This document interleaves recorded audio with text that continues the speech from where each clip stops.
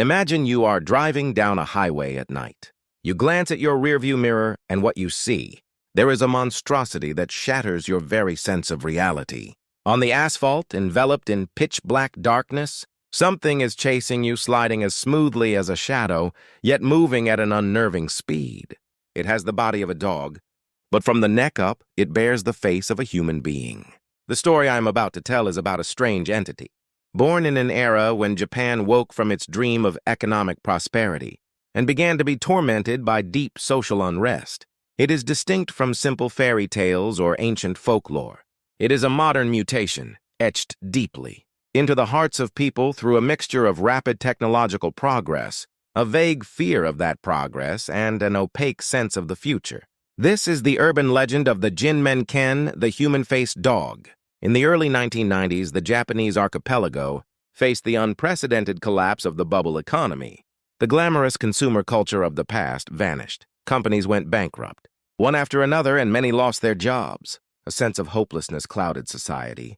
The myth of lifetime employment crumbled, and everyone lived in fear that they might be next. In such an era, as if the distortions of society had taken physical form, strange rumors began to be whispered. A creature with a dog's body and a human face, chasing cars at high speeds along highways and deserted back roads. The first sightings spread primarily around major metropolitan areas. One night, a salaryman was driving home from work. Exhaustion had peaked, and he was staring blankly at the road when something caught his eye in the side mirror. At first, he thought it was just a stray dog, but as the shadow caught up and drew level with his window, his breath caught in his throat. It had the body of a dog, but atop its neck was the face of an older man. Its bloodshot eyes glared, and its mouth was twisted into a grotesque, mocking sneer. Its fur was matted and filthy, smelling of decay. He felt his heart leap into his throat. A chilling sensation crawled up his spine, and his hands trembled so violently he could barely grip the wheel. Yet, despite his car traveling at nearly 100 kilometers per hour, the creature kept pace without slowing down. Then the Jinmen-ken spoke. In a low but clear voice filled with agony and rage, it muttered, "Don't look at me." Terrified, the man floored the accelerator and fled, his memory of the aftermath. A blurred haze of trauma. The story spread like wildfire. Similar sightings were reported in a chain reaction. A young couple driving late at night claimed to see a Jinmen-ken rummaging through a garbage dump. It was searching for food desperately, like a starving child. When it noticed them watching, it slowly raised its head. This time it wasn't an old man's face, but that of a young child, yet one filled with pain and despair. Again it whispered, "Don't look at me," before vanishing into the night. Why does the Jinmen-ken plead not to be seen? Is it ashamed of its monstrous form? Or is it a warning, born from a deep-seated hatred and despair toward human society? The prevalence of this legend in the early 90s reflects the anxieties of the time. First was economic anxiety. The post-bubble poverty was real. The image of the Jinmen-ken scavenging for trash symbolized those marginalized and discarded by society, those struggling to survive at the very bottom. Second was the vague dread accompanying scientific advancement. The 90s saw the rapid rise of biotechnology and genetic engineering.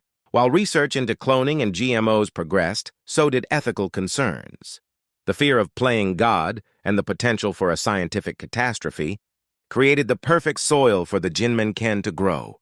The idea of crossing human and animal DNA was a literal manifestation of these ambivalent feelings toward science. This led to the most popular origin story, the genetic experiment theory.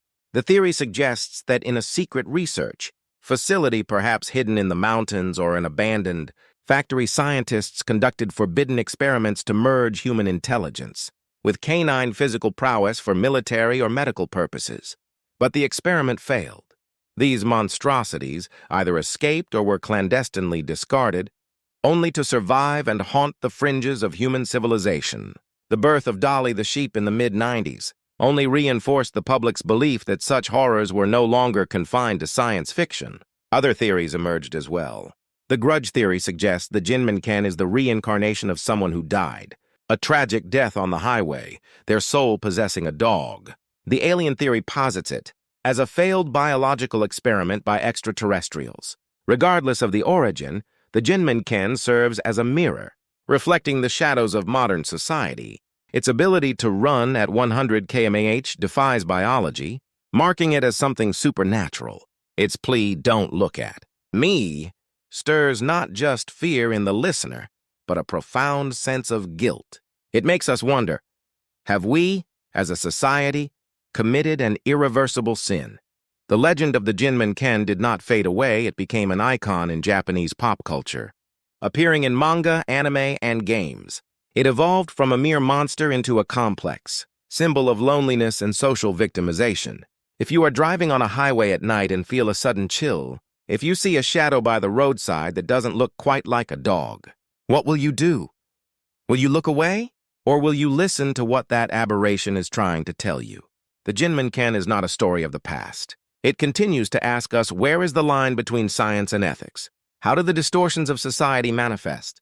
And how should we face the monsters we ourselves might have created? The story does not end here. Deep within the mystery of how and why the Jinmen Ken appeared, a darker truth may still be hidden. We will continue to pursue the mystery of this modern mutation,